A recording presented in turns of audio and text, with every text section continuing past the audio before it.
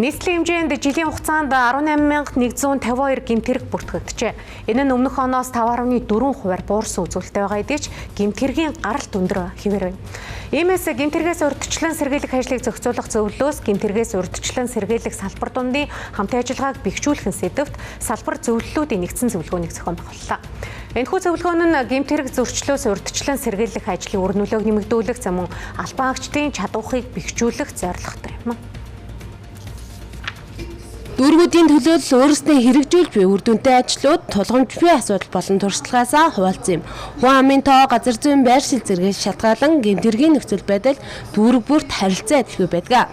Иймээс тухайн нутаг дэвсгэрийн онцлогт нийцүүлэн урьдчилан сэргийлэх арга хэмжээг хэрэгжүүлж байгаагаа хэллээ.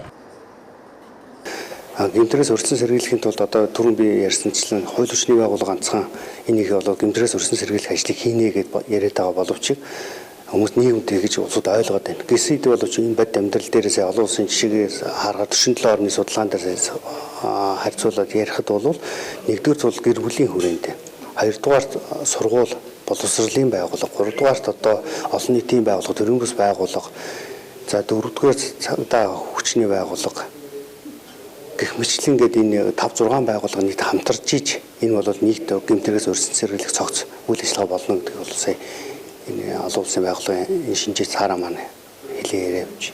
За бид нар өнөөдөр байгууллага хоорондын хамтын ажиллагаанд ямар асуудал үүсэж байгаа, түүн дээр ямар шийдэл байгаа.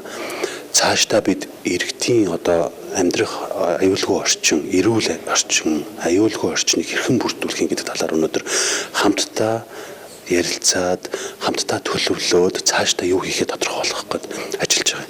Тэгээ өнөөдрийн энэ уулзалт зөвлөгөө маань олон улсын туршлага, төрийн байгууллага, төрийн бус байгууллагын оролцоог чигт хангаж хийж байгаагаараа онцлогтой.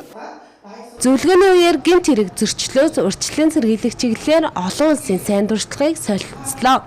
Мөн салбар зөвлөлүүдийн үйл ажиллагааг боловсронгуй болгох, төрийн байгууллагын уялдаа холбоог сайжруулах асуудлыг хэлэлцэж байна. Урьдчилан сэргийлэх ажлын үр нөлөөг нэмэгдүүлэх шинэлэг арга барил, орон нутагт нутагшуулах боломж, цаашдын хамтын ажиллагааны чиглэлийн талаар санал солилцсон ажиллалаа.